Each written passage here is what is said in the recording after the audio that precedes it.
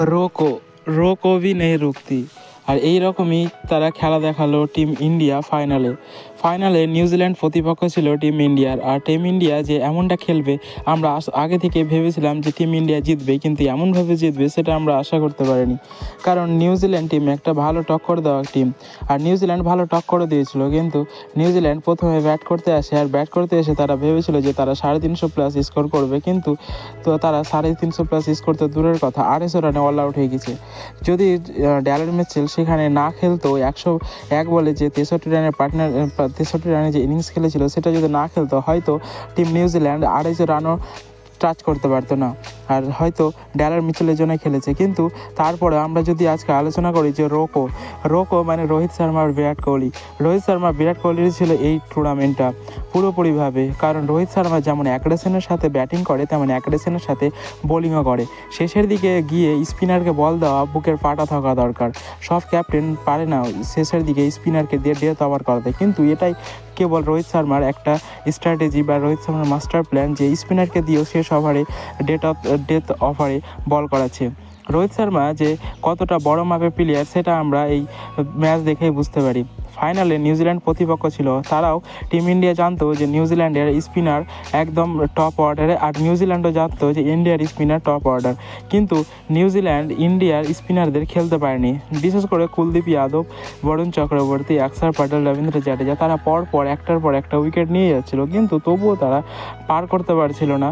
কারণ তারা প্রথম দিকে আমরা যদি দেখি যে রচিন রবীন্দ্র আর উইল ইয়াং প্রথম দিকে ঠিকঠাক শুরুয়াত করেছিল, কিন্তু তবুও তারা শেষ করতে পারেনি। কারণ টিম ইন্ডিয়ার স্পিনার রোহিত শর্মার যে একটা বিছানা জাল ছিল সেটাই ক্রস করতে পারেনি নিউজিল্যান্ডের টিম প্লেয়াররা ভালো স্পিন খেলে তবুও, কিন্তু ভালো স্পিন খেললেই যে শুধুমাত্র ভালো স্পিনারের বিরুদ্ধে ব্যাট করা যায় সেটা তো নয়। কিন্তু আমরা দেখেছি যে কুলদীপ যাদব, বরুণ চক্রবর্তী এরকম মাপের বড় বড় বোলার তো না, কিন্তু তারা একদম যেভাবে রোহিত শর্মা স্পিনের জাল বিছিয়েছিল সেটাতে ফেসে গেছে টিম নিউজিল্যান্ড। এর আগে তারা ফাস্ট বোলার ভেবেছিল এর আগে যে তারা স্পিন দিয়ে জাল বিছাবে, কিন্তু নিউজিল্যান্ডে স্পিন খেলিয়েছে, কিন্তু নিউজিল্যান্ডের স্পিনার অতটা কার্যকর হতে পারেনি যতটা ইন্ডিয়ার হয়েছে।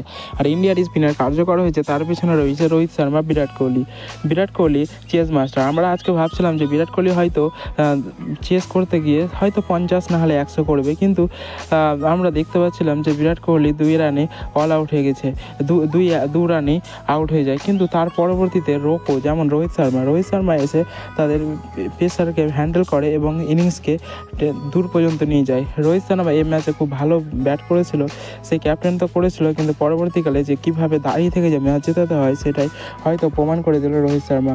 আর এইভাবেই রোহিত শর্মা আর বিরাট কোহলি দুজনকে কেউ থামতে পারেনি এবার চ্যাম্পিয়ন্স ট্রফিতে। আর এভাবে টিম ইন্ডিয়া এবার আনবিটেন রয়ে গেছে। আনবিটেন মানে শুধুমাত্র যে চ্যাম্পিয়ন্স ট্রফি, এমন একটা টিম যে শুধুমাত্র চ্যাম্পিয়ন্স ট্রফিতে একটা ম্যাচও হারেনি, তবুও তারা ফাইনাল খেলে নিল এবং ফাইনালে জিতে নিল, তা হলো দুবাইয়ের মাঠে।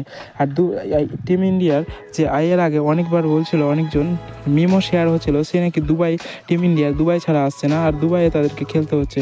কিন্তু এটা তো ঠিক না, কারণ এর আগে আমরা দেখেছি যে গৌতম গম্ভীর ও রোহিত শর্মা দুজনে জানিয়ে দিয়েছে আমাদের কাছে কোনো হোম অ্যাডভান্টেজ নেই, বা এটা আমাদের কোনো হোম গ্রাউন্ড না, যেরকম সবাই ক্রিকেট খেলে তেমনটাই খেলছে। আর এভাবে তারা চ্যাম্পিয়ন্স হয়ে গেল 2025 ICC চ্যাম্পিয়ন্স ট্রফিতে, যেটা পাকিস্তানে হয়েছিল। তো বন্ধুরা, তোমাদের কি মনে হয় যে রোহিত শর্মা ও বিরাট কোহলির এবারে রিটায়ারমেন্ট নিয়ে নেওয়া উচিত? কমেন্টে অবশ্যই জানাও। আর এইরকম ভিডিও পেতে আমাদের চ্যানেলটিকে সাবস্ক্রাইব করে রাখো।